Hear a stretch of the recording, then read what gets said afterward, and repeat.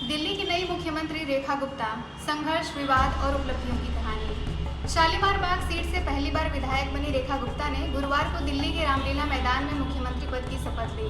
उनके शपथ ग्रहण समारोह में प्रधानमंत्री नरेंद्र मोदी, गृह मंत्री अमित शाह और बीजेपी शासित 21 राज्यों के मुख्यमंत्री, उप मुख्यमंत्री और दिल्ली के उपराज्यपाल मौजूद रहे। हालांकि आम आदमी पार्टी के नेता अरविंद केजरीवाल और अतिशी इस समारोह में शामिल नहीं हुए। रेखा गुप्ता के साथ उनके मंत्रिमंडल के 6 सदस्यों ने भी शपथ ली।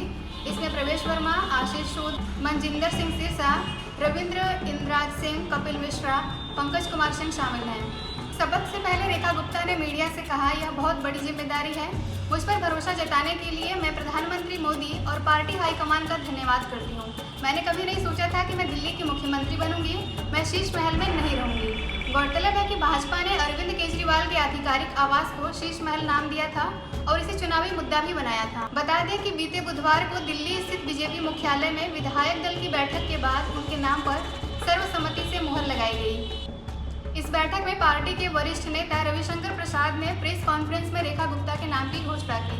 रविशंकर प्रसाद ने बताया, प्रवेश वर्मा, सतीश उपाध्याय और विजेंद्र गुप्ता ने रेखा गुप्ता के नाम का प्रस्ताव रखा, जिसे कुल 9 विधायकों ने अनुमोदित किया।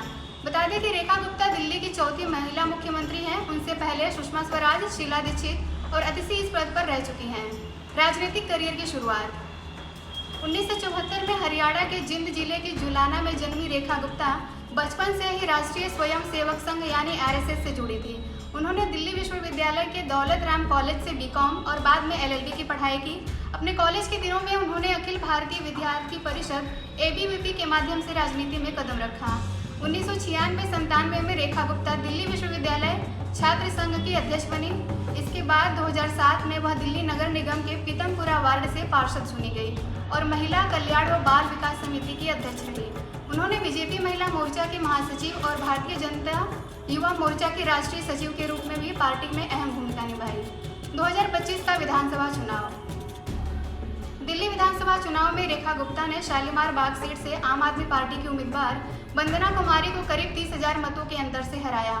दिलचस्प बात यह है कि 2020 के चुनाव में इस सीट पर उन्हें मामूली अंतर से हार का सामना करना पड़ा था। इस बार उनकी जीत ने उन्हें मुख्यमंत्री पद की दौड़ में सबसे आगे खड़ा कर दिया। विवादों से भी रहा नाता। रेखा गुप्ता का नाम उनके राजनीतिक करियर के दौरान कई विवादों में भी रहा। 2023 में MCD की एक बैठक के दौरान उन्होंने आम आदमी पार्टी के एक पार्षद को थप्पड़ मार दिया था, जिसका वीडियो सोशल मीडिया पर वायरल हो गया था। इसके अलावा एक बार उन्होंने सदन में माइक तोड़कर फेंक दिया था, जिससे सदन की कार्यवाही बाधित हुई थी। इन घटनाओं को लेकर विपक्ष ने उनकी आलोचना की थी, लेकिन बीजेपी ने उन्हें पार्टी के अनुशासित और दृढ़ नेता बताया। निजी जीवन और संपत्ति।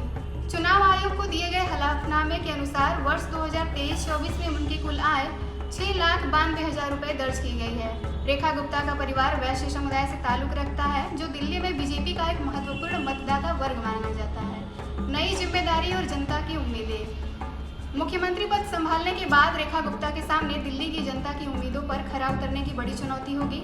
चुनाव प्रचार के दौरान उन्होंने महिलाओं की सुरक्षा, शिक्षा में सुधार, स्वास्थ्य सेवाओं में विस्तार और भ्रष्टाचार मुक्त शासन का वादा किया था। अब देखना होगा कि वह इन वादों को कैसे पूरा करती है।